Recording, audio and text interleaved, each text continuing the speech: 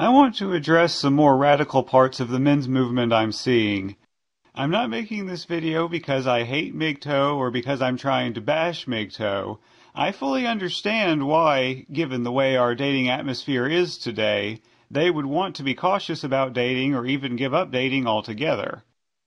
However, I am seeing some of them take it farther than this, and this is what I want to address. I just want to point out, before we go any further, that MGTOW is not just some MRAs going on a marriage strike or a dating strike. It is a movement, an idea, that goes much deeper than that. Male autonomy, male sovereignty, a rejection of centering maleness/masculinity, both in the individual, and of the culture, on women, their drives, their wants etc. And that would be the basic gist of MGTOW. I'm just saying, it is a philosophy that goes beyond rejecting marriage and or dating for men. So far, I've seen few decent rebuttals to MGTOW positions aside from the usual feminist, "OMG, you're just a misogynist who hates women!" garbage. And I want to spark a discussion that will hopefully make us stronger as a movement.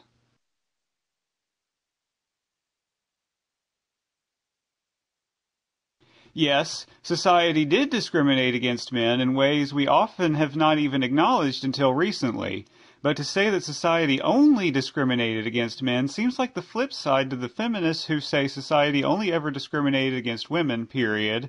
Yes, there were discriminations against both men and women as a result of there just being differences between boys and girls. There were gender roles, and for the most part the roles we played, based on our unique biological function, our strengths and weaknesses, complemented one another. However, women no longer need a strong hunter to hunt food for her, and men no longer need child rearing done by someone with lactating nipples.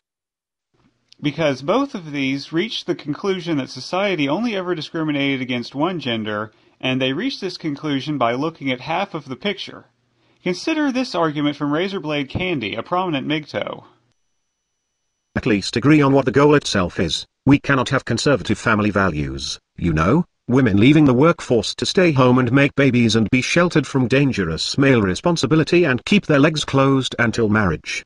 As this excerpt from Warren Farrell's own book, The Myth of Male Power, shows, women's work used to entail a lot more than just making babies. Well, I can't read the screenshot, low resolution and all that, but that's not important. I want to talk about the context in which you are quoting me, which if anyone pauses your video, can read the full paragraph for context. But I think maybe the point I was making wasn't clear, so let me reiterate it. Actually, before I reiterate it, let me just start off by saying I think you're interpreting my statement to mean women have only ever produced babies, and that's not what I was stating. What I was stating is that you cannot have a movement containing two radically different goals, split down the middle, and call it the same movement. We're going to have to make that split, and call the movement two different things. Now I would like to also reiterate that women leaving the workforce to stay home and make baby making their career, is the political conservative position, and it is the position of the traditionalist, or as we call them, tradcon. You mentioning that once upon a time, women's work consisted of doing a lot more than having babies. This proclamation of yours, is actually irrelevant to what I was saying in that video, in that paragraph, and in that sentence. Again, in that sentence you highlighted, I said that women leaving, or not joining, the workforce, but instead, staying home being a full-time mother, is the conservative, tradcon, position. Now moving forward from explaining my statement in that video and on to the topic of women's work used to be hard. Yes, I agree and have stated this numerous times. Wives got up before her husband, so that she could light the stove for warmth in the winter, proceed to wake up the children, which there were many of in the olden days, and then make breakfast for the whole family by the time the husband got up. And then she proceeded to do many other things throughout the day, and often went to sleep after her husband went to sleep. Getting up before the husband and going to bed after the husband, was a typical wife's life. Yes, women more or less pulled their weight in the olden days, and while her weight was not the same weight as a man's weight, she nonetheless pulled her own. At least the women in poverty, which most people were throughout most of history, pretty damn poor. However, the reason I object to this traditionalist utopia, is that none of these tradcons have built the time machine necessary to justify reinforcing the old ways. Housework for a woman is but gone, and public school is raising your child the majority of the day, throughout the majority of their adolescent life. So even so-called child rearing is but a mere fraction of what it was. Simply put, there is no need for the male provider/female dependent role in this modern day. Furthermore, that role is half our damn problem, and even on the surface alone it produces a worker bee and queen bee paradigm of the sexes, reducing marriage to its mere core, a sexual contract, prostitution, and trying to live your life and start a family as if it were the 1800s, is foolish and leads to the problems we have now. Either drop out and join an Amish community, or get with the times. The old ways worked in the old days, but in the new days we must find new ways. Hey, that was all rhymey and stuff. There are also some good videos and articles on what women's work used to entail, which I'll link to in the description. Thanks, Kevin, for giving me the links in the excerpt. And as far as making babies, do you know how dangerous staying home and making babies actually was before the invention of modern medicine? Before the invention of modern medicine, death in childbirth was very common, to the point that expecting women to stay home and make babies could be seen as a kind of female disposability in the way that expecting men to fight is male disposability. Well, that's an interesting way of looking at it. I will acknowledge the dangers of childbirth. However, I'm not sure we can call that disposability. Physically squeezing a child out of your body is not a role handed to you by society, it is a role handed to you by the physics of your body. Men couldn't have babies, and that was that. If your point is that women had high mortality rates, well, yes, they did. Everyone did, but again, childbirth is not a role bestowed upon them by society, but by biology. If this should lead to the argument that males were placed into their disposable roles to offset this or that, or out of necessity, or because it worked, if this becomes the argument, then I agree, but this doesn't change the fact that the burden of responsibility, the burden of adulthood, and the burden of sacrifice and acting as the hero, are the burdens placed onto men, ultimately making history filled with male disposability, and society built by men. Men have always been in a disposable role, and even his identity as hero or real man is one of self-sacrifice, that is disposability. Women and children first off of the sinking ship because men are disposable, and so on.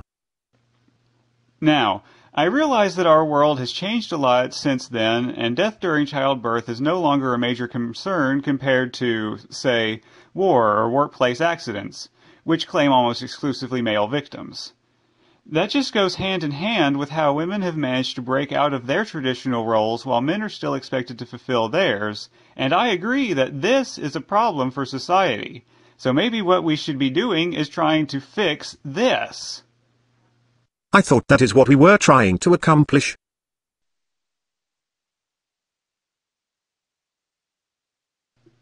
You can tell me I'm strawmanning with this one. No, you're not strawmanning. You are correct. I and others have said that, and meant it. Of course, it's also one of those oversimplified phrases. But just look at what some real MGTOW have said. And while he did not say it's not women, it's just statism, but instead said feminism is a creature of statism, I can't help but compare this to someone saying women aren't the enemy, feminism is the enemy. Here we have feminism isn't the enemy, statism is the enemy. I'm not even going to try to pronounce this guy's name, so I'm just going to call him Anime Man. Anime Man says, women are too solipsistic to see their own hypocrisy. They think the world revolves around them. Mo MGTOW says, ah yes, the I deserve line from the female of the species. They think they deserve everything for just showing up. They have a list a mile long, but expect everyone else to want a walrus with a kid, bad attitude, and sharp fangs. I remember a study that showed almost all female babies would just sit and cry without attempting to figure out a problem, obstacle. The male babies would push down the obstacle and overcome the problem. I think this shows their entitlement attitude is genetic. I have never heard of that study Mo is referring to. It sounds made up, either by him or someone. I just find it hard to believe, is all. Now, I do have less of a problem with this one than the previous one, but he still says this is genetic, implying that the problem is all women, or at least female nature, and the problem will always be all women, or female nature. You know what I find amazing, is that MGTOW are accused of being gender ideologues who deny biology. We are often told this when we argue that men and women need to break this provider/dependent role. The Tradcans will instantly start hurling accusations of gender ideologue, social engineering, or even recently, social justice warrior. The Tradcan insists that their gender paradigm is the one and only way humanity can exist in any and all environmental conditions because humans are hardwired like that. Sexual dimorphism, they shout at us. All because we believe men should do a little less pussy begging and white knighting, and women need to be a little more adult and a little less entitled. MGTOW, hoping to change this, are called social engineers because it breaks the traditional gender role of man as provider, Woman is dependent, complete gender ideologues we are, however. The moment we start talking about male nature and female nature, and we talk about women's inborn same group preference, and how this is related to their selfishness, narcissism, solipsism. The moment we say biology, the tradcans start white knighting for women, calling us misogynists, and reminding us how all the gender problems, or sex discrimination, that men face is the result of feminism, which has nothing to do with women. It's all a social construct. Biology has nothing to do with this. Yeah, let that sink in. MGTOW wants to break men out of their constrictive protector-provider role, and we get accused of denying biology, denying nature, but tradcans want to insist that any degree of selfishness, or same-group preference, or rape anxiety, or scolding male sexuality, is all the result of some social construct called feminism, and it is completely devoid of female nature. And these tradcans also want to call marriage natural and then tell me men wanting to sleep with more than just one woman is a social construct. Yeah, every goddamn thing is natural when it suits their agenda, and a social construct when they don't like it. Now I may not speak for all MGTOW here, but speaking for myself, I believe the great bulk of all of it is human nature. However, human nature is amazingly complex and amazingly flexible, so expecting a society, or any given demographic of society, to modify their behavior a little bit, isn't being an ideologue. In fact, the tradcan who is trying to say we're all hardwired animals locked into a role, those motherfuckers are gender ideologues. Now granted, I don't think we are going to see a society where your average woman is a breadwinner and men make up the bulk of stay-at-home parents. I don't think that will ever happen, because I do think, within any environment I can conceive of, this is just going too hard against our instinctive drives. In my opinion, it would take some pretty off-the-wall dynamics, circumstances, to produce a society where the classical gender roles are completely reversed, and I just don't see that happening. But back to the point here, yes, I believe women are instinctively self-centered / entitled / narcissistic. I blame it on nature, not a social construct, which is why it is important to remember, women are the enemy of men as men are the enemy of women. The battle of the sexes is as old as the sexes and will wage on for eternity. Let's not pretend that any of the double standards or inequalities one sex faces, is the result of wacky ideologies devoid of having relation to our biologically driven battle of the sexes. That is, women are the enemy. Even if this is true, maybe what we should be doing is trying to create a society that discourages this behavior and encourages women, all people really, to take responsibility for their actions. I agree, and that is my goal. Men need to do less white knighting and pussy begging. Women need to be less selfish and more adult. Now how much this can be accomplished, is anyone's guess.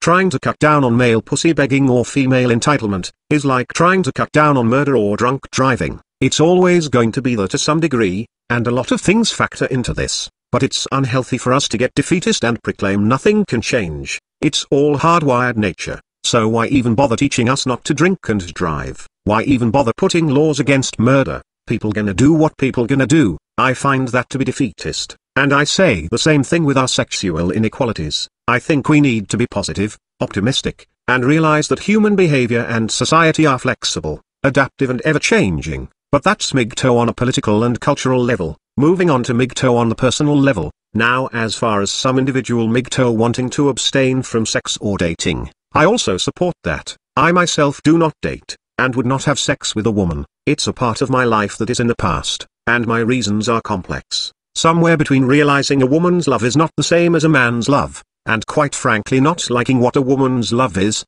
and not finding it to satisfy the internal craving. Somewhere between that, my current life circumstances, and the fact that even if Mrs. Right is out there, it's far too much trouble to look for her. Now obviously I can't expect my opinions, my motives, to apply to every man, nor can I expect every man to fully abandon women in all romantic and sexual ways. I don't push for my personal way, to be everyone else's way, but I believe what you say that even if this and that is female nature or male nature, we should work on trying to fix this, and I believe that is a healthy goal. However, it is vital, from where I am sitting, to propagate a philosophy that says a man is a thing unto himself, not merely an incomplete woman trying to complete himself vicariously through obtaining sex and approval from women, and admittedly that's a little oversimplified, and a more in-depth understanding of this is beyond the scope of this video. At any rate, you and I seem to be agreeing on everything so far.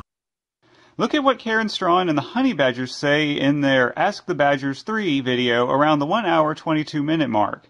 They are advocating for changing society to encourage women to take more responsibility, and they clearly define how they think this will be done. After listening from 120 to 144, the answer is, video games will be good for girls. Also, other vagueness about teaching girls to be self-reliant and suffer consequences, and then faded out into a speech about safety nets, sheltering children, welfare state, most of this being pretty vague talk, hints at where we need to head, more so than how we should actually implement things and get there, but fair enough, I don't object to what they were saying.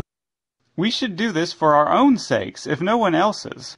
If we ever want our movement to succeed, we cannot even give the hint of an impression that we're a misogynistic movement. Just look at Karen Straughn's video, Feminism and the Disposable Male. One of the highest rated comments on the entire damn video is a feminist telling Karen she hates women. If 141 people were stupid enough to like that comment, do you think they wouldn't be stupid enough to believe the men's rights movement is a misogynistic movement if they saw people actually saying that women are the enemy? Only misogyny can save us. Trying to go into this could be an entire video unto itself, but let me see if I can condense it. First off, if Karen's video is seen as being anti-female, there is zero chance of convincing people that we're not a big misogynist rape gang looking to own women as pets, buying and selling them into slavery. Elliot Rodger wasn't an MRA or a MGTOW. In his manifesto, he never once said MRA, MGTOW, feminist, anti-feminism. I mean, for crying out loud. Feminists complain that MRAs can't go 5 minutes without attacking feminists, yet they are instantly able to believe a man that wrote a 140-page manifesto without using the word feminist one time, is an MRA by virtue of the fact he hated women because super hot blondes didn't love him. In the minds and hearts of feminists, every man that isn't a strong supporter of feminism, is Elliot Rodger, and they thought that way before there ever was an Elliot Rodger. You have zero chance of convincing feminists that this movement isn't a bunch of rapists looking to hurt, enslave, harass, and rape women, and because the mainstream media are controlled by those who support cultural Marxism, which is where the illusion of a leftist media comes in. Considering they are cultural Marxists, we'll never get fair representation in the mainstream media. Putting on a nice guy suit isn't going to convince anyone of anything. The goal is not to try to gain more support by watering down our message and sugar-coating everything, neutering our philosophy to appease the masses and get your average conservative voter to take our side on anything. If you want a movement that opposes feminism, look no further than the Republican Party, and I'm sure all the first world Western nations have their version of the Republican Party. This massive mainstream party has been grumbling and bellyaching and bitching up a storm about feminism for 100 years now. Lot of good that's done us. I don't know how much money AVFM, the world's largest men's rights organization, has, but Mitt Romney spent $800 billion on his campaign, and lost to Obama. $800 billion. Just think about that, the sick amount of money that flows through the hands of the Republican Party every year. Look at those trillions, and tell me what this party, who represents nearly half of America, has done for men's rights. What have they done against feminism? You think AVFM going mainstream while supporting watered-down woman-friendly MRA rhetoric is going to change things? Trying to garner mainstream support is pointless. The majority of the world will be fence-sitters, and just say no to feminism doesn't really work. What's more effective than vying for mainstream appeal, is trying to teach men it's okay to be a misogynist. So long as men run from the claim of misogynist, men loose. Women dictate things because they will crack the whip, males will fall in line. Female approval is big, men need that approval. The word misogynist is roughly translated to, you don't get my female approval, and all men who want my approval better denounce you as I have. That's all the term misogynist means. Plus, normal healthy heterosexual men are relatively misogynist, and normal healthy heterosexual women are relatively misandrist. Resenting the opposite sex, to some extent, is a healthy part of heterosexuality. Again, the battle of the sexes has been around forever and will always be there. Women are free to be as misandrous as they want, and if you call them a misandrist, they just laugh and say there's no such thing. Well, I think it's high time men took up the same attitude. We must never allow the word misogynist to mean anything to us. It's a charge we should not run from, but instead denounce the word as having any real meaning. Again, vying for mainstream support and getting it will only render the men's rights movement into grouchy Republicans bellyaching about uppity women calling themselves feminists, not getting back in the kitchen making sandwiches and back in the home making babies, a woman's God-given role. Also, these tradcans, these lightweight politically correct, walk on eggshells type MRAs. These men are oftentimes more misogynist than anything me or Stardust or Barbarossa have said. I mean, these people will really and truly hand out their pseudoscience and their conservative funded studies that show that women just can't do anything. They can't innovate, they can't lift, they have no hand-eye coordination, they can't make patents, they need to just stay home and pop out kids. They insist that there are approximately 0 social factors that account for any of this. It's all a matter of the physical wiring of a woman's brain. Women should pop out babies. They're too helpless and worthless to do anything else. Dressed up with feel-good lovey-dovey woman worship lingo. That's effectively what they're saying. Behind all their sugar-coated words and convoluted excuses. Behind all the politicking and baby kissing and nice guy routine, they're fucking misogynist assholes who are too goddamn spineless and dishonest to admit it to themselves or to the public. But guess what? I see it, MGTOW see it, feminists see it, your average woman sees it, the male feminists see it, the white knights see it. There are 2 kinds of men. 1.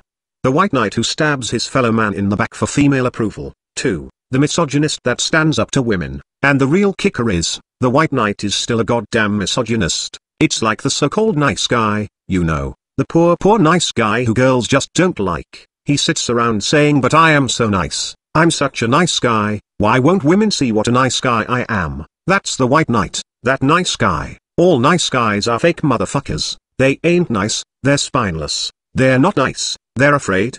The white knight good guy beta male, approaches a woman all shy and fake smile, attempts to be her friend and to care about her on some deep and respectful level, really caring about every little boring thing she says, and he goes out of his way to let her know he respects her and respects women, and he keeps smiling and buying her drinks, and he's such a good buddy and a shoulder to cry on, and then the big bad alpha male shows up and says, hey there, how are ya, looking good?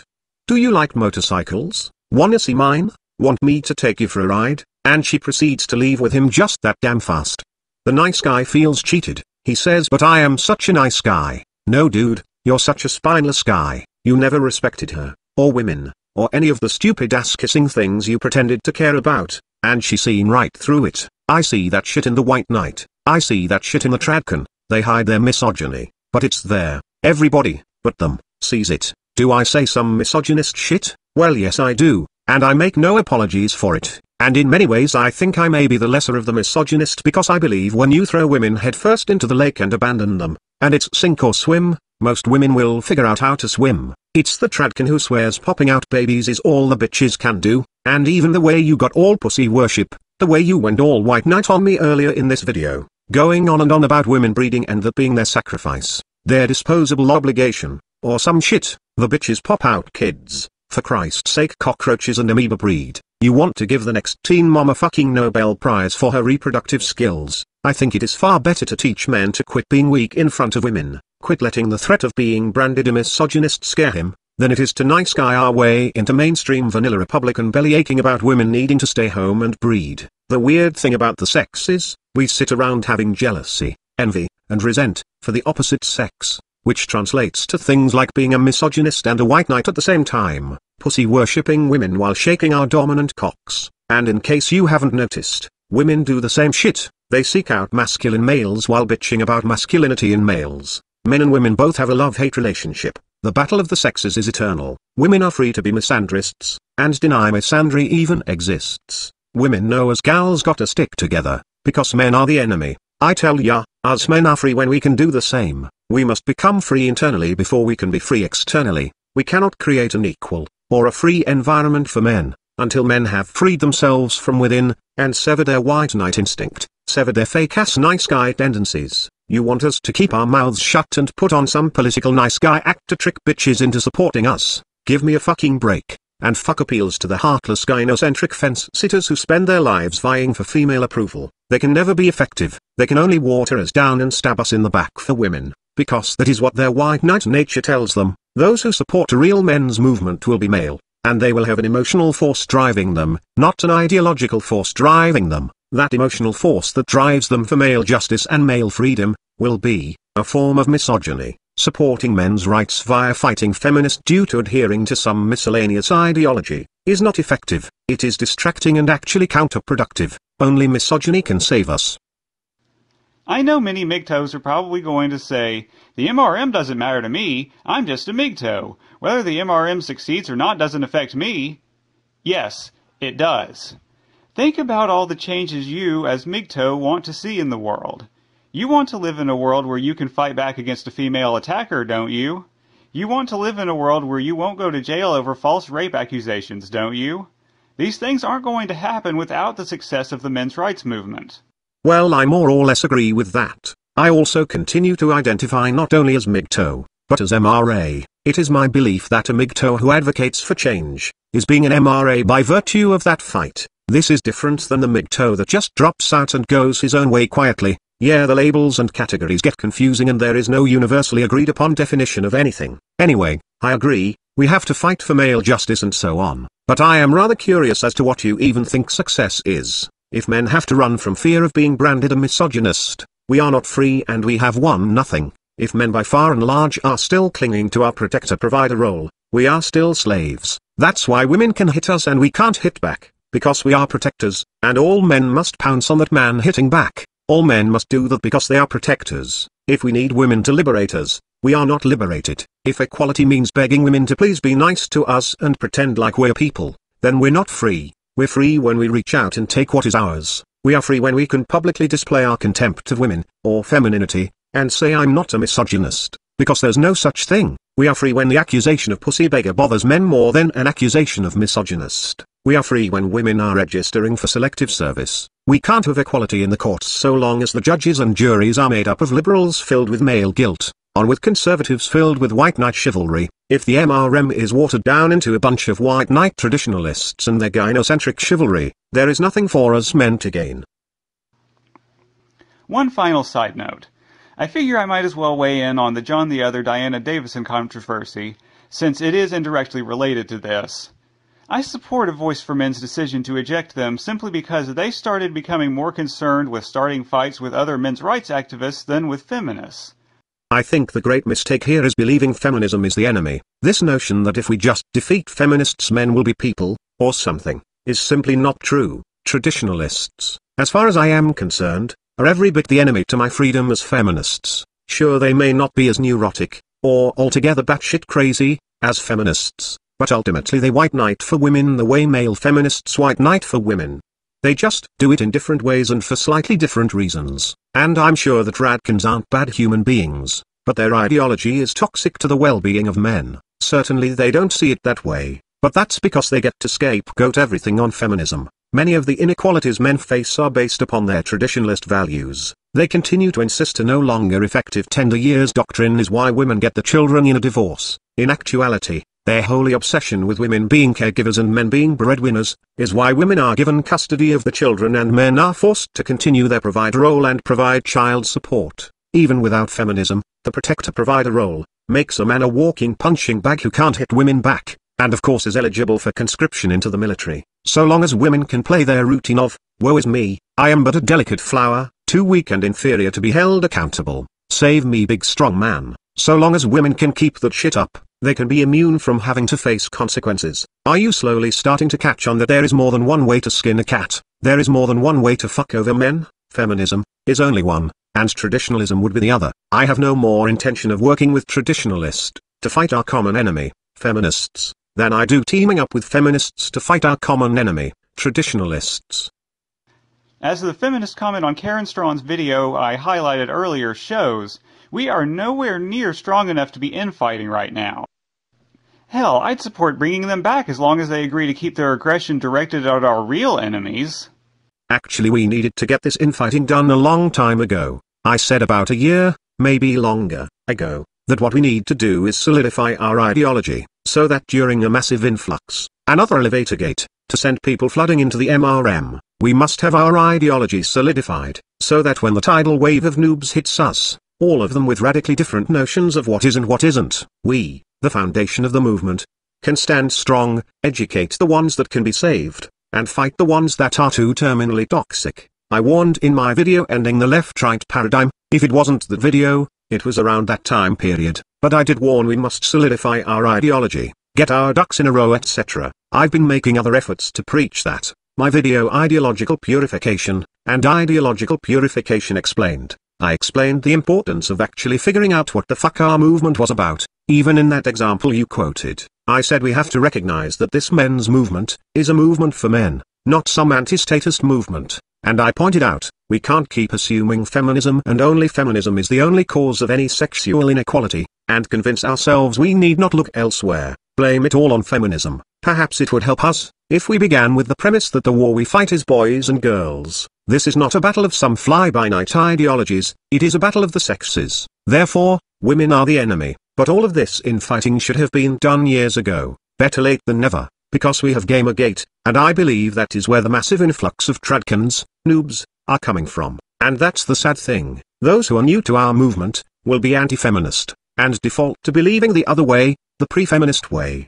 The traditional way, is the proper way. They will believe this because they have not yet been educated to any other way of looking at things. Therefore the tried and true tradcans who refuse to change their view, will always have new recruits upon every flood of newcomers. So it is vital we knock off this kumbaya bullshit, and get real, and draw battle lines within our own movement. Furthermore, I think the infighting is ultimately healthy. I think we gain more from the infighting, than just constantly tweeting our goddamn thumbs off at neurotic feminists who are too mentally ill to learn or argue rationally and just respond by claiming to have PTSD and flagging us for harassment. I'm not saying taking the fight to them is pointless. I'm saying the real maturing and evolving of our movement is based on the internal debates, the infighting. Another reason the infighting is healthy, is that it stops us all from becoming dogmatic drones. The very fact we fight each other, shows we disagree. If we can disagree, we have not abandoned our critical thinking.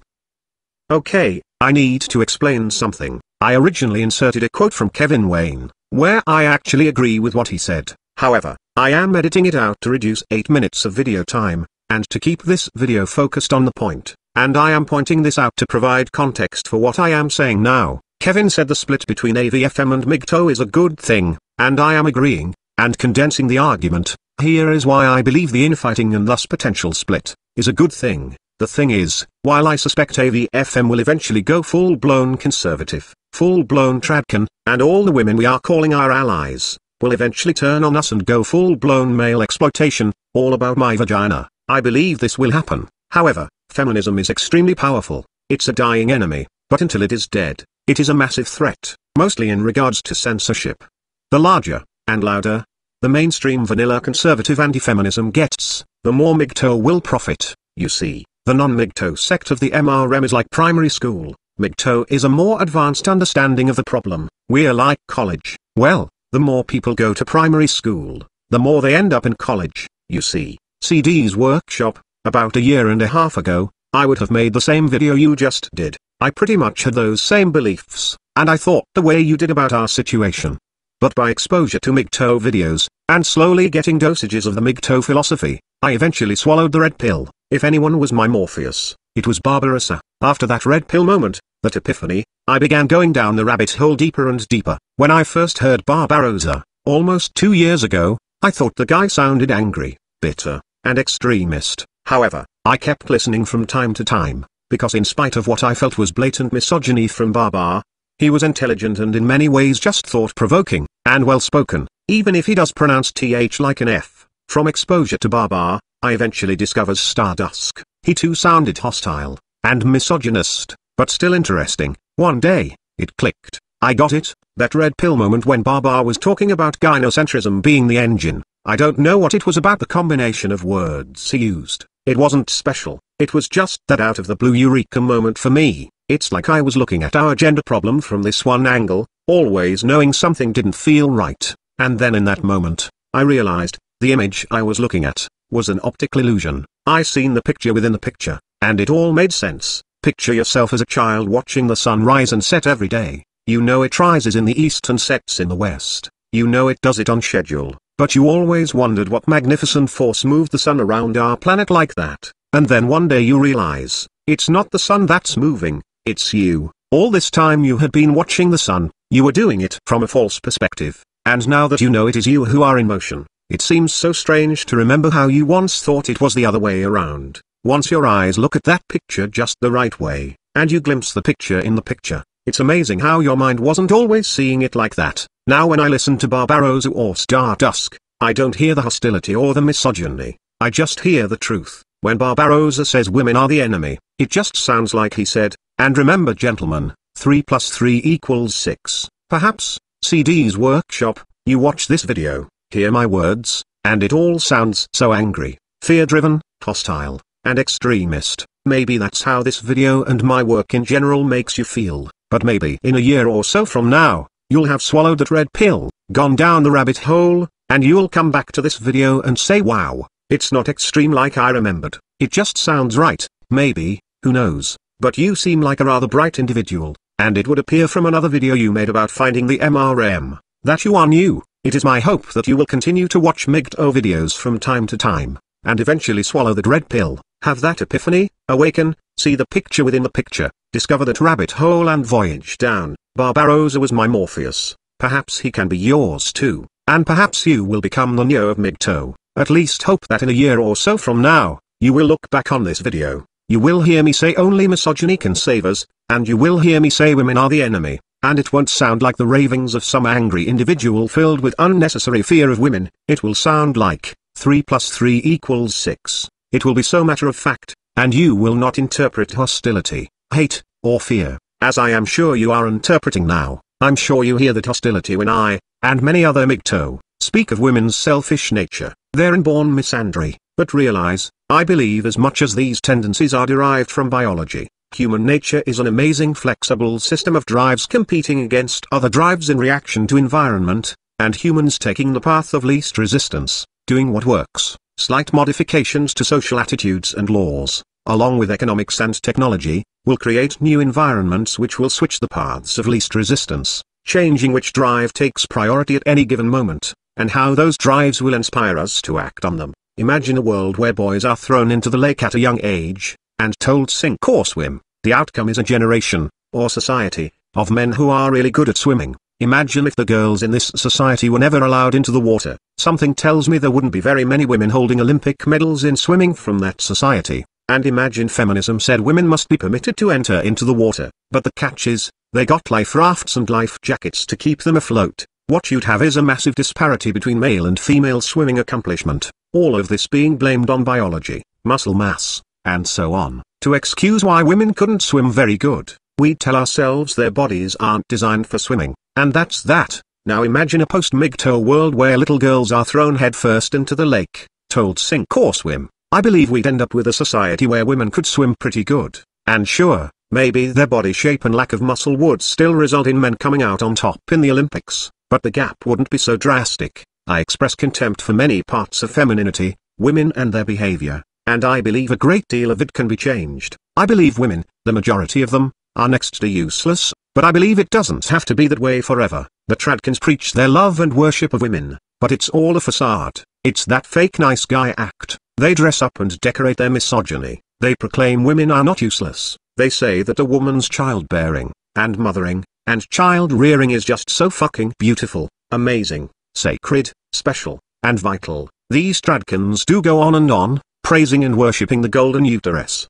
But underneath their poetry and sonas, expressing worship of motherhood, lies the statement that women are only good for fucking and baby making, and this can never change because it is her nature, useless in every way except wetting my dick and popping out kids. And the thing is, I see that misogyny, and so does everyone. Women see it, just like that fake nice guy persona that spineless beta males put on. They see through it and it disgusts them. I have expressed numerous times contempt for bad female behavior, but I have also expressed many times contempt for bad male behavior. I believe you are still in too much of a gynocentric white knight mode to notice the male criticism. You hear equal parts misogyny and equal parts misandry. Your mind is so used to hearing misandry that you tune it out, hyper-focusing on the misogyny and saying to yourself, dear Lord, that's a hateful statement towards women. I hope that you will grow out of this. You have potential. Barbarossa was my Morpheus because I just clicked with him. Perhaps for you it will be Stardust, or me, or Spetsnaz, or even Sandman. No, it won't be Sandman. But I felt like I needed to include his name in there to be generous. Anyhow, I ask that you continue checking in on the MGTOW community from time to time, and listening to our philosophy, and hopefully you will awaken. Now, as an addendum, I'd like to mention that my knocking, generic vanilla Republican, isn't an attack on political conservatism or the Republican Party per se, it is an attack on their ability to fight a gender war. While historically it has been the business of liberals to focus on civil rights, neither liberal nor conservative ideology can liberate men, and neither America's Democratic or Republican Party will make such an effort anyway. And also, I'd like to take this opportunity to plug Ravishing Recruit's video, The Manosphere's Rude Awakening, Survivor Series. For those of you unfamiliar with Ravishing Recruit's work, he is a MGTOW, discussing MGTOW topics from a pro wrestling perspective, and doing so from within a Ravishing Recruit persona. His videos are indescribable. To put it mildly, Rick is odd, innovative, and controversial. While his pro wrestling gimmick might be off-putting to some, I think ultimately Rick says a lot of important things, and can at times be hilarious, and his style of articulation grows on you. I like his newest video, and I can tell he put a ton of work into it, and so I am going to go ahead and promote his new video. Just follow the link in the description, and heck, I'll add a hyperlink annotation too. Yeah, I know, I'm spoiling you people. They are global entertainers. They are activists. They are inspirational and admirable, but they are not invincible. They take real risks and endure unimaginable ridicule, hate mail, comments, and suspension of YouTube accounts. Be smart, be safe, don't try this at home.